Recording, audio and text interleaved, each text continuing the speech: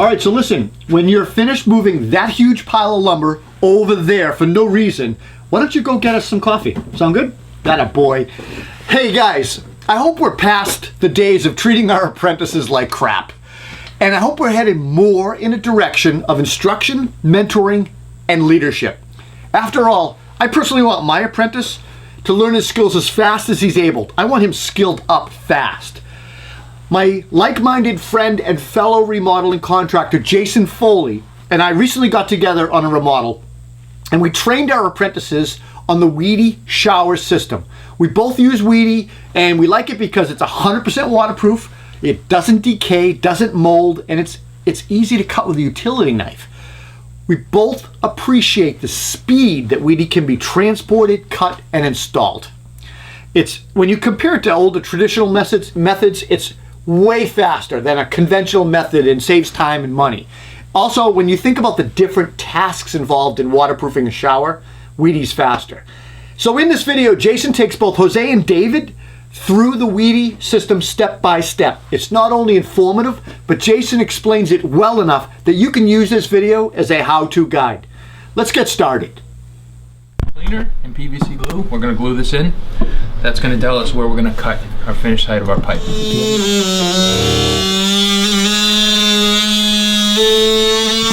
If your pipe coming up isn't plumb, there's a very good chance you're going to have some problems with the drain, the connection here. It's a rubber gasket with a compression that makes that connection. So we've checked this here. It's definitely plumb. I'm just going to clean the burrs off here. This is just going to help during installation. Because there's a little bit of time sensitivity with this system. You got a little, somewhat of a set work time with the glue as you go. So you can get everything prepped before. Jose, in my pail, can you grab my rasp? That's all I'm doing here. So the inside is not as important for the connection. The inside is important for hair. So when they're showering hair and things like that are going to catch. The details. Keep a good grip on the file too, or else we'll have to fish out a magnet. Yeah. And this is a rasp. It's a little bit more aggressive than a file, but works for me. Outside.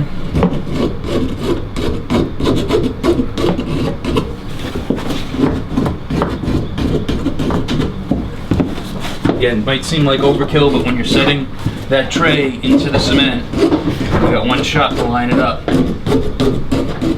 All right, so next what I'm doing here, I'm making myself a little cheat sheet here, okay? It's a rough drawing of what the shower is.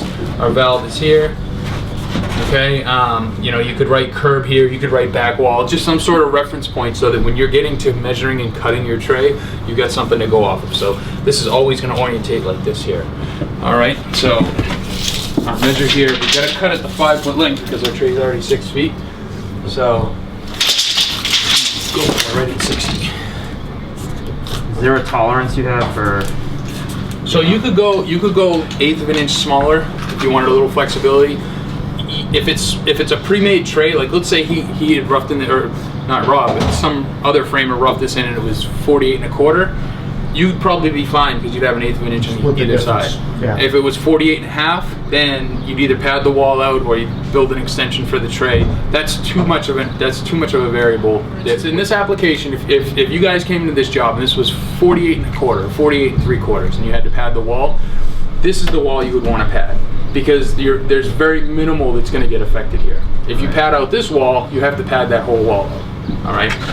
But another thing you have to keep in mind is that if they already were making caps stone for the jams here, you have to make sure that coming out an extra 1/2 inch or 1/4 inch isn't going to mess up what you're going to have on top here. So if none of the jam stock's been ordered yet, then you just pad this out 1/2 of an inch, push forward.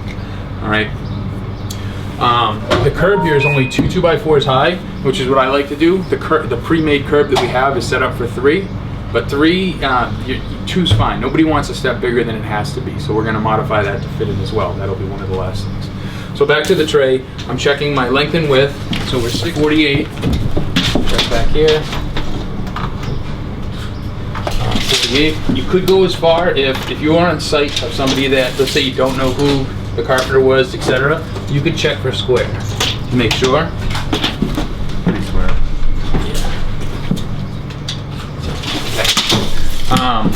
Now, let's just say it was out of square. It's something to keep in mind. Let's say this side's 48 and this side's 47.25, right? You want to write that on here because that's all going to affect the way you cut it, all right? Now, everything with this tray revolves around your drain location. You can't move this. I mean, you can move it a little bit, but you can't. You have to assume you can't move this. So the drain is 24 centered and it's 30 here, 30, and I'm going to check all 4 sides. Now, let's say a guy set it in here, it was 23. We have an issue. We have an issue. So either A, we try to figure out how to move this back over, or B, we have to get a different tray or modify that tray so that it works properly. But again, everything works off your drain because we can't move the drain. All right, so I'm just going to annotate here. We're 24, 24, 30, and 30. So the drain essentially is perfectly centered in this space. But like I said, a lot of times when there's not good communication or You got a knucklehead. yeah, you get a knucklehead plumber or a plumber that thinks, oh, it's close enough, which it unfortunately happens, then you have to figure out a way around it. It's also about communication with the plumbers. Some plumbers might say they want to make that connection. That's fine, it's their permit. You just have to coordinate with them because they can't really put the pan in unless they've had experience doing it.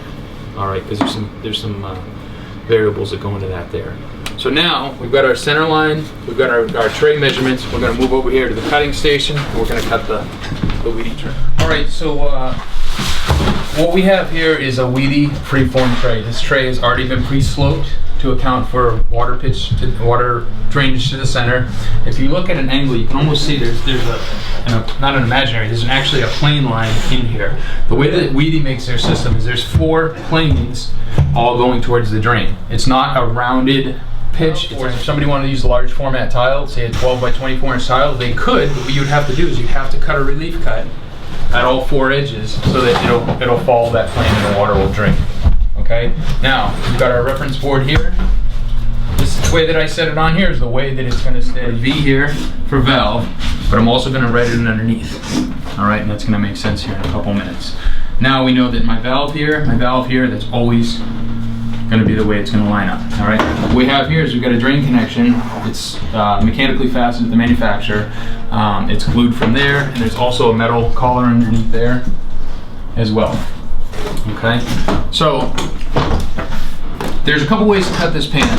On WEDI's website, what they do is they mark the top, they cut the top, and then they cut the groove in. It's not a big deal. One thing that I find that makes it a little bit easier is if you're using a skill saw on top here, and you're trying to cut a nice square cut, this pan is pitched, so your cut's actually going to be canted a little bit.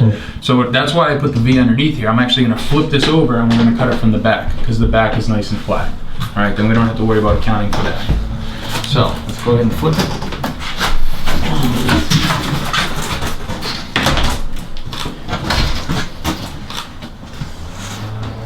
Okay, so I've got my V there.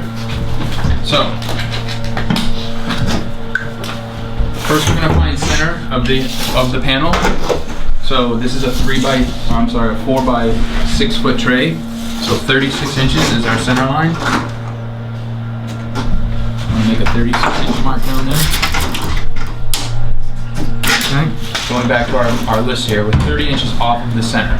So we can't just measure 30 inches and cut because the drain's going to be off there. But like I was saying before, everything revolves around that drain. So from here, we're going to go with 30, and I'm going to set the tape up so that I can mark both sides without moving the tape. Alright, so set it up there on 30. Now, you can use a marker, but I like to be accurate. So I take my knife blade, and I'm literally going to just cut a slice to 30, and then I'm going to cut a slice at 60.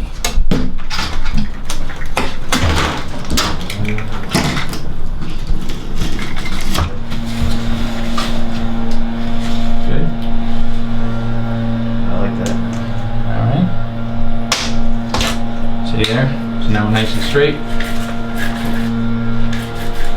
There we go. Dave will do the same on that side.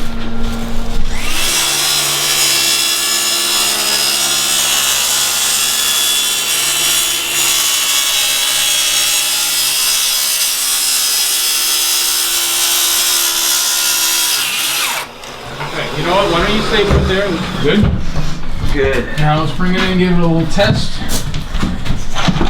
What is this fiberglass? What This is compressed polystyrene foam. So the waterproof layer is the foam. So we're looking for a nice fit. I don't want to be stomping it in. Pretty straight. At the threshold here we look good, and on the back wall we look good. So I think on the 5-foot measure we're good. It's just we gotta. All right. Okay. So this rasp, it only cuts one way, right? The teeth, it's smooth that way. So I'm gonna pull down to do my cut. So get a grip on that baby there. Cheese and grater. It's cheese grater, yeah. So you'll just start to kind of shape it down. You can see how this side's shaped just a little bit. Yeah. Trying to match that up here.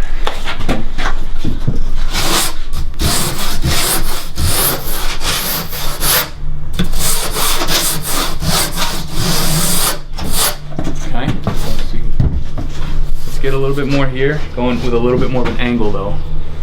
Front angled this way. Because this, yeah. This is the bottom. So what I'm trying to do is put a little chamfer on it this way. Like that. See how that's cut back a little? Right here. So just pay attention to where your V is on the tray, because that's going to go on the valve wall. Alright, and you can set it in just like, yep, lay it flat, and then the right side you're going to put in against the right wall.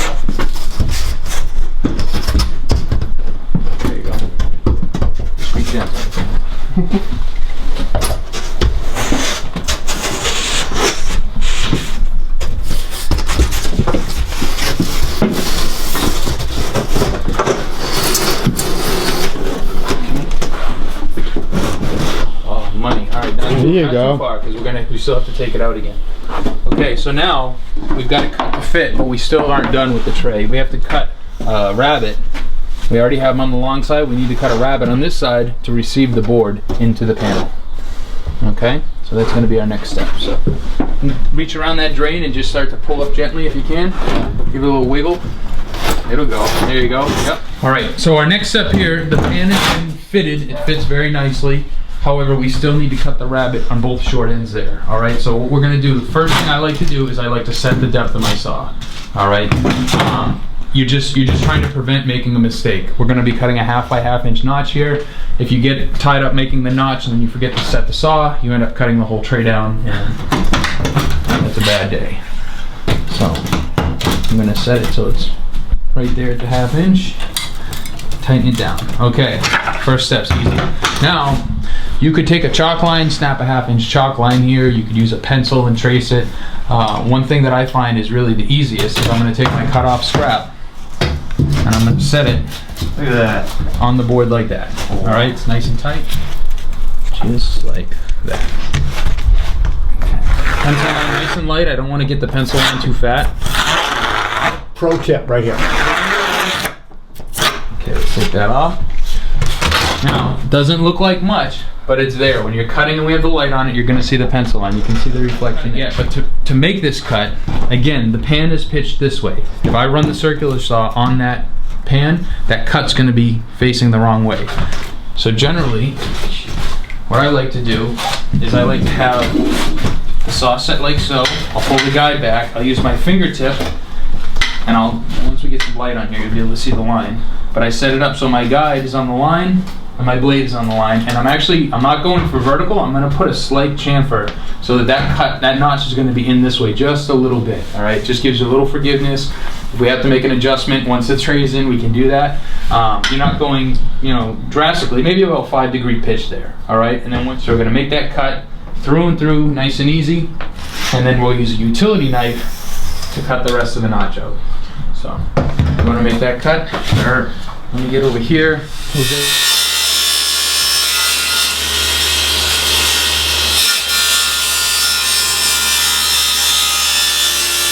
Go.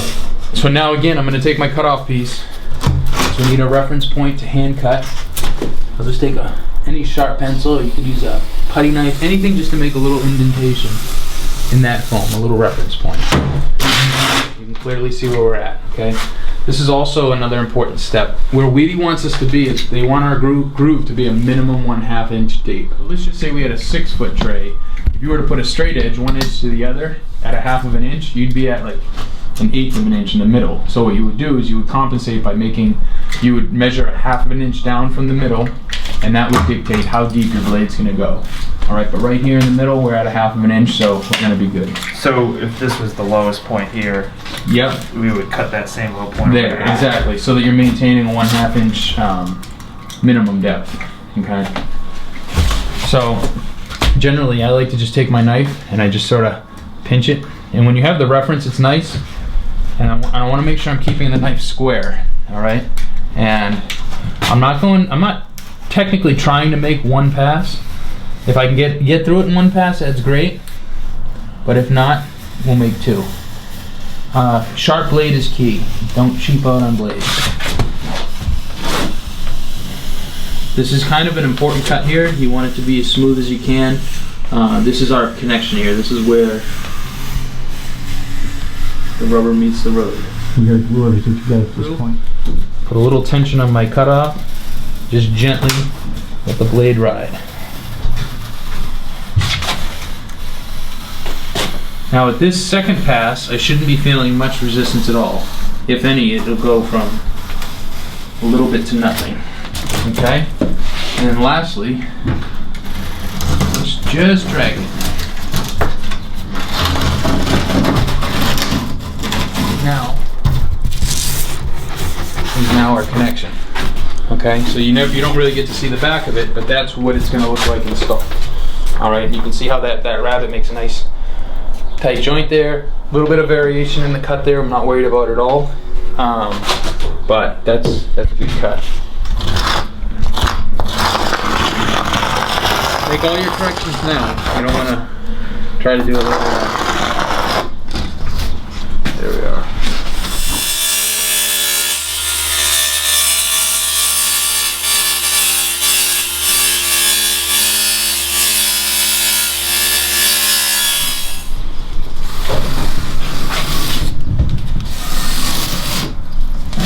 There it is. Knife with a sharp blade. All right, Dave.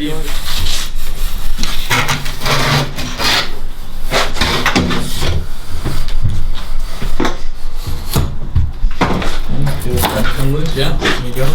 Maybe another little cut here. This is the drain kit that comes with all of the trays. So whenever you purchase a tray, it's going to come with this standard drain kit. What this includes here is the plastic coupler that's going to make our connection to the line coming out of the floor. It includes this spacer here, which we actually use it more than I thought we would. And what this does is if your tile's thicker on the floor, it's a riser that sets in the groove. And then it comes with a standard stainless steel drain rim and grate cover, okay? This sets in that like so. Now, our tile's not that thick, so what we would do is we'd use a grinder or wet saw and we would cut this down depending on how tall your tile is, all right? If you had a thin mosaic, then you would just go ahead and set this. But with this drain system, almost all tile, you have to use this riser. Some guys will just use some shims and shim it up, that's fine too. Just as long as there's mortar holding that in place, you'll be fine. It also comes with this drain tightening tool, and with this, the way this works is inside the drain, there's a cup and your gasket. Your drain goes over the pipe, your gasket's gonna go on top of that with the taper facing down, or I'm sorry, up. All right, and then this nut is going to tighten down on top. And if you look underneath here, that's also got a chamfer. So those line up together. The tighter you make it, the better the compression is on that pipe. All right, now, before I go ahead and glue the flange here, underneath we have 2 washers. All right, we have a rubber washer. That's going to be our water stop washer that's going to go up underneath first. Then we have a plastic washer that allows the nut to spin without distorting the washer. So I'll rest my gun, and I'm looking to get about a 1/2 inch bead around it.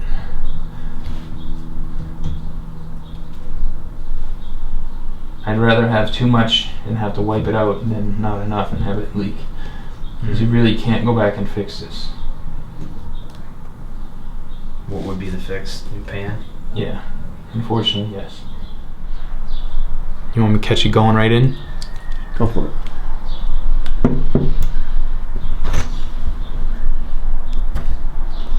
Nope, right on the sawhorse. Just like that. So, you can see a little bit of the caulking has seeped down below there. I'm totally fine with that. Just means you're making a good seal. Press that on. Plastic gasket. And down. Okay, now WEDI manufacturer's instructions is hand tight, which is a hard rule of thumb because everybody's hand sizes are different. Should probably invest in a bigger channel lock. Now I know people are going to say we're going backwards with the channel lock, but that's my way of actually gripping it.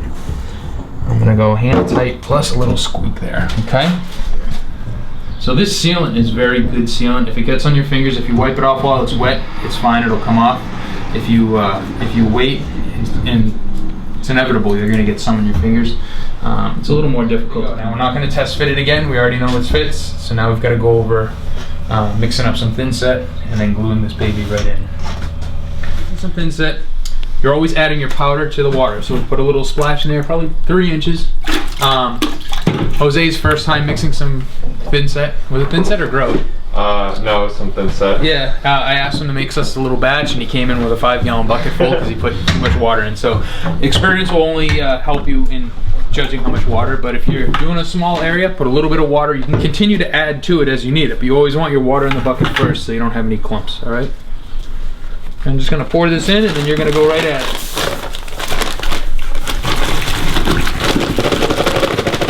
Okay, go ahead. Just keep it straight up. Yep. Whoa. Nice. There you go. Get her started.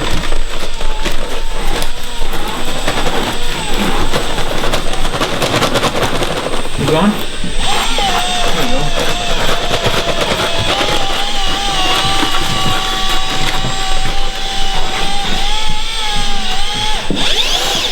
Now go about half speed, not at full speed. So you don't, a little bit more than that. You don't want to mix a thinset too fast because you're going to aerate it.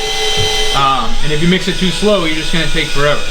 Now the consistency we want to set this pan is a little bit looser than you would be using actually set tile, because we want to make sure it's going to completely bond both the wood and the weave.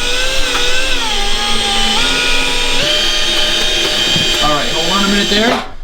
Now, what I like to do is take my margin towel, go around the edges, knock off any of the dry powder that may be on there. Alright. So after our initial mix, we're going to allow the thinset to sit for 5 to 10 minutes, or in this application, this bag says 5 to 10 minutes, all right? So we'll let it sit 7 just for the heck of it.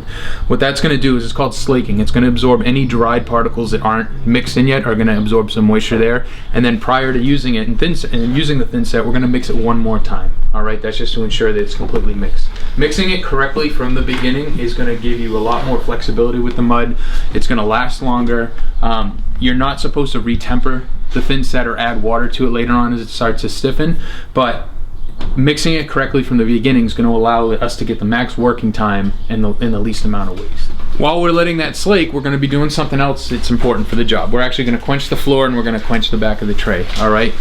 So we're not just going to sit here and watch this for 10 minutes. We're going to, find other things to do. So our next step here is called quenching. Now this wood is very dry right now. It's very porous, and you can clearly see when we wipe that, it starts to darken, all right? Now, if we were just to apply thinset straight to this, it's going to want to pull that moisture out really quickly, which is going to essentially make for a weaker bond and a little bit less working time. So by quenching it, what we're doing is essentially opening up the pores of the wood. You can see it's starting to darken there. It's going to give us better working time, but we're also going to get dust off the floor. So even though you vacuumed, there's still that dust, and cement doesn't stick to dust, all right? So you guys can jump in. I've got one sponge here, and just go over the whole floor. We don't want to saturate it. We're just wiping it, just like you'd be wiping, like if you're doing your kitchen floor, all right? You don't want any water to pool up, because just like thinset doesn't stick to dust, it doesn't stick to water either, all right? Once that's done, we're going to do the same thing to the back of the tray. Don't matter to me.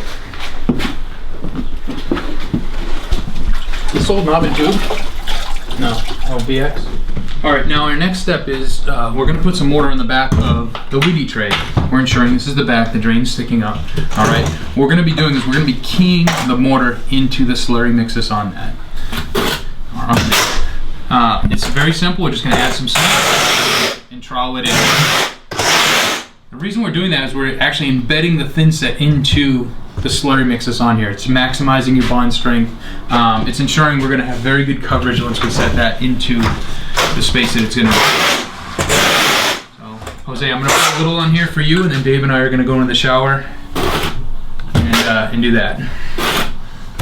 Okay, that should be plenty to get you all the way around, and we're just gonna do it the knife tight. We're not trying to build it up, you're just trying to get it just like so. All right, once you get done with it, if you have extra, we'll come back and get that. On the back of the WEDI tray, we're gonna key the mortar into the plywood. It's more important on this plywood because it's so absorbent. So we're using the flat edge of the knife. We're gonna force it right into the joint. Okay, and we're gonna do that in sections because you obviously won't be able to reach all the way in there. So for instructional purposes, I'm just gonna start here as if this was our only spot to do. Once I get it keyed in nicely, get a little mortar down, I'm gonna start to notch it out. Now, the first few times, I'm not trying to make it pretty, I'm just trying to get the mortar evenly spaced, and then once I have it evenly spaced, then I can make it look pretty.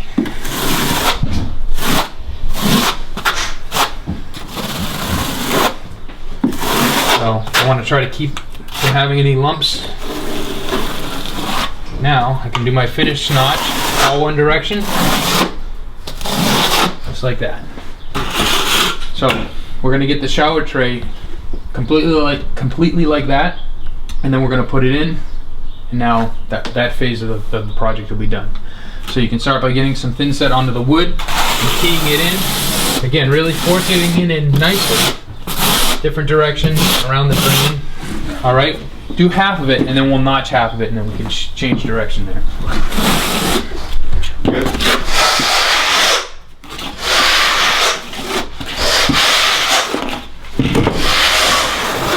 We're gonna have just enough through here. This works the core string too. So again, my V, orientate your pans going the right way. Okay. I'm gonna drop this in just because I don't want it to get any mud up on the edge. So this is a big pan, so why don't you hop on the left side since we have access to that closet there. I don't know if I'll need you to hold it at all, but at least have you there just in case. Oh, you don't have to go all the way in. Yeah, just use your arm, Dave. Okay. There we go. Yep. Okay, so we're going. Now I like to start around the drain. Do the dance. Do the Now, dance. if you listen, hear the popping? We're working the air out.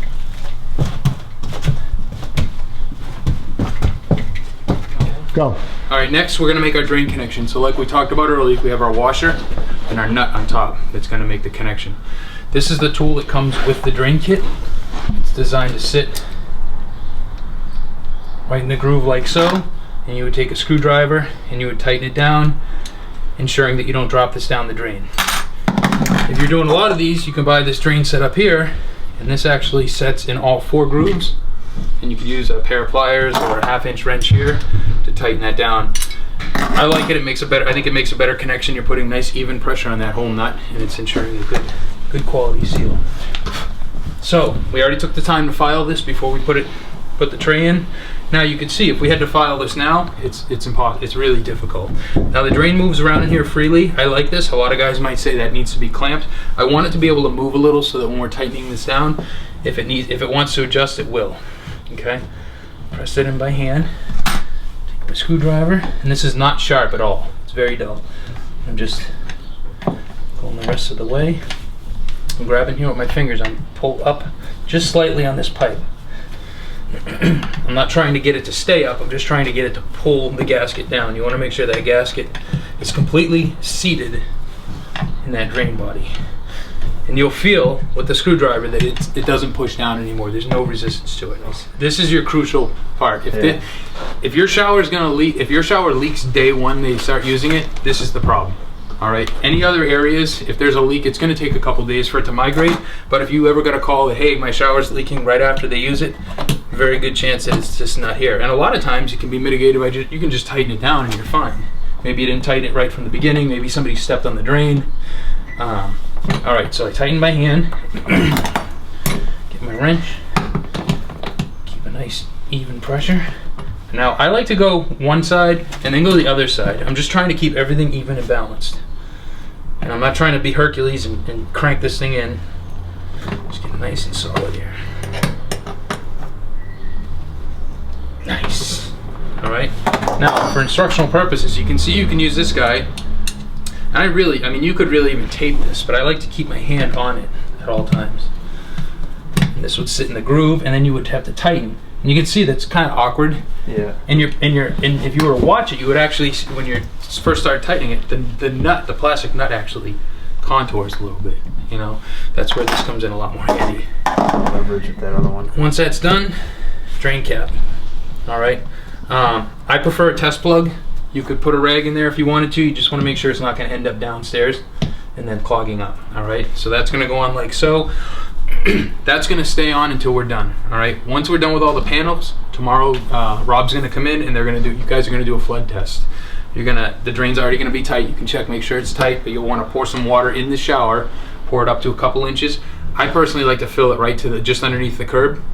And what you're doing is you're making sure there's no leaks. Okay. Now, if the drain leaks, your water line is going to go down after a minute. If it's something around the edge, what you'll see is you'll actually see a little air bubble start to form, and then that air bubble will come to the surface and pop. That's telling you the water is going down and air is coming back up. Just like when you pour water out of a 2-liter bottle, that air has to get up to come down. If that's something you see, make a note of it. Make sure there isn't any more. You drain the tray down, you dry that section, you put some WEDI sealant over it, you're good to go. Drain's in place, that's tight. I'm taking a 50-pound bag of thinset. I'll put one right here. This is gonna get saved. So, just so everybody knows, we'll just write on it, save. Got another bag in the trailer we could bring up if we want. Okay, yeah, so we'll do this one, and then we can throw this guy on. We're gonna be working on it as well, so we're gonna have to move some stuff around. Now, what's beautiful with this system is a little bit of water has oozed up from this edge onto the groove, the rabbet there. So I just took my finger, wiped out the loose cement. I'm gonna wash it, like so. And then I'm just gonna check all the other edges. Now, WEDI says that as long as that's not saturated, puddled wet, you can continue to move on, okay? If you want to let it dry, by the time we're going to pre-cut these panels, so by the time we're pre-cut, that's going to dry out just fine. But you just wouldn't want, a puddle of water and try to put WEDI sealant on that. We're only going to be putting fasteners where our studs are. So if you're only putting fasteners where your studs are, you should be fine on your pipes. We have a 3 foot by 5 foot by 1/2 inch WEDI panel. Okay, this is the same size as your Durock, your Curdy board's a little different, but this is what we're going to use with this system here. This is already completely waterproofed. Once we install this and we cover the fasteners and we cover the seams, we're good to go and we're ready to tile. Well, within 2 hours. But personally, I like to dry fit all my pieces. It's just, if you got to adjust something, you can do it without the sealant all over the place. If the sealant's on there, you get it on your hands, you get it on your feet, it should just be a pain. This is one of those things where sometimes slowing down will actually speed you up later on. All right. Let's see what we got here. You don't want to start scribing things until you know that you're level, because then you'll start to chase the bolt. So you'll start to get into other areas of the shower, and you'll find that it's not where you want it, and you just wasted a lot of time.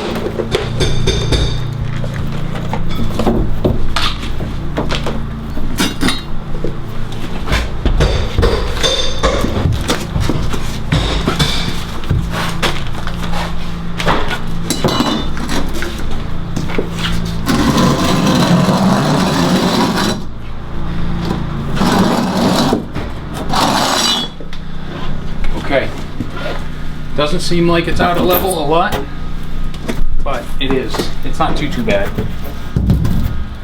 little bit. See, a little bit. Okay. Now, if it was any more than that, we could have self-leveled before we put this tray in. Let's just say, like, this is an old house, but let's say it was 3/4 of an inch out of level over 5 feet. What we would do is block the drain hole, pour some self-leveling cement in here, come back in a couple hours, and then continue by putting the tray in. even on new construction, sometimes you have to do that because depending on your tile too, especially if you're using a mosaic or something like that, that floor being that much out of level is really going to show, and it can also affect how the water drains. Right here, I mean, I don't even think we're at right now. Or you can use a straight edge. If you're comfortable, you can go freehand. For this one, I'm just going to freehand. So my first cut just sort of scores that slurry mix. My next cut goes in a little bit deeper, but I'm not trying to make it all in one shot because the harder you push, the less accurate your cut's going to be. The gray substance is slurry? It's a slurry mix, so it's a wet cement with the mesh back. They put that on after the board. It doesn't really have any waterproof abilities. It just gives something for the thin set and the tile to stick to. Sure. So you could use a hole saw for this. You can use a utility knife. I find that a jab saw, totally fine. Oh, also our holes, they're going to be about 1.25 inches round. Go ahead and mark that if you'd like, or you can freehand it, whatever you're comfortable with.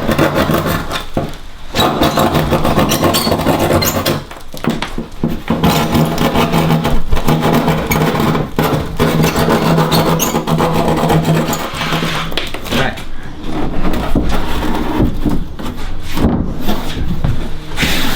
Nice, square, even. Professional. Now we're going to put one tack in that. So as we go along, you're working with multiple panels in here. Some of them look the same. Obviously, once we get to the slope and all, that's going to dictate where that's going to go. It's not hard to figure that out. But in the sake of time, everything in here is time management, and your sealant, you only have so much time to work with it. So the faster you can get the panel in place and fastened, the easier it's going to be to clean everything up. So we number the panels, we put an arrow on it. I know you say, well, there's 2 holes in here. It's not hard to know that one goes there, but just dumb it down.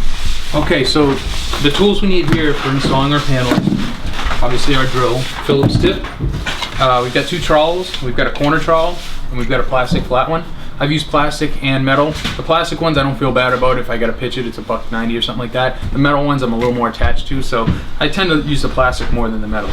All right. We've also got this WEDI sausage gun. It's a 22.5 ounce tube that comes like this here. It also comes in conventional 10.5 ounce tubes. It fits in a conventional caulking gun. Okay. They do say that you can take a screw and just stab holes in this once you put it in to get the sealant to start to flow. I've done that before. One thing I find is that when you go to take the tube out, there's sealant inside of this tube and it makes a mess. So I tend to use the tin snips and I'll just clip the tip like that. It just helps to keep it nice and clean. I'm not a fan of having this stuff go anywhere it's not supposed to. It's a mess. It's too hard to work with from that application. So in a big shower like this, if we were going to install all these, I'd have Jose cut 6 or 7 tubes so that we're ready. And we'd also be working with 2 of these guns so that we can just, once it's empty, he can change it, fill it up, you can just keep the jar. Okay, so now we're going to take the tip. The tip's cut to about 1/2 inch, and I'm going to fill that groove at the bottom completely. I know it seems excessive, but you'll find that this is your fatal corner here. If this doesn't seal properly, it's going to fail. All right, here we go. Always like to go in at an angle. Use my foot, make sure we're up against the wall. Press it in. It's important that you see the adhesive coming up all the way down the edge. It will get there right here. See, like we're just about on it there. You can't hear or feel the exactly. the click in. And if you pre-cut a wall and you have it cut to the ceiling and you're up 1/8 inch here, it may never leak, but now you have to recut that. Yeah. You know, that's why I like to do the whole thing and then dry fit it. When you tighten the button in, you're not trying to pull it all the way through the foam, but you do want it to recess into the foam so that when you're going over the button with the sealant, it's not hitting the grommet. Okay. Now, because we marked where our studs are, we're simply just going to, off the floor, we're going to say 10 inches off the floor, like so. We don't want to get down here because now you're in the wet area. Okay. We're relying on this sealant joint to be our connection. If you do put one in down here, what it can do, a couple things. One, you could essentially create a leak point. But 2, it's going to pull the board against that stud, so you're essentially going to open that gap up. And I don't want to open that gap up. I want it to be just like it is now. All right. So press. Now, I'm not going to put one here because when I put my next board on, I'm going to bridge the seam.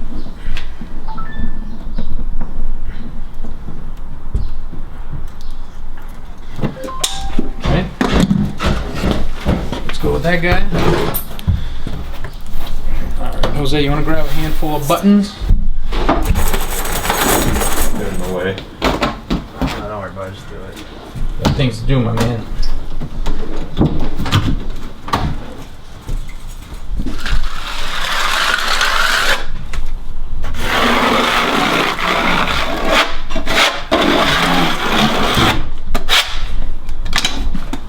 Now, these seams down below, I'm going to come back through one more time once we're done, and we're going to put another bead on top of it all the way around. Same with on top of here, we'll be doing another bead on top of this, as well as all these button head screws will get filled in.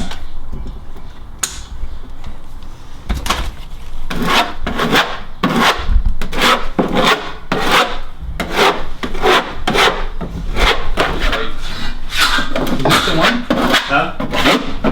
No, it doesn't look like. We continued to install the panels in the same sequence as we did on the first wall, working our way all the way around the shower. One of the last things that we did was install the curb. To do that, we measured from the shower tray up to the top of the wood curb, as well as from the subfloor to the top of the curb. Made those different cuts, applied adhesive, and then installed the curb, applying pressure downward by standing on it. To finish the shower, we went back and reapplied additional adhesive to all of the seams and any of the buttonholes as needed.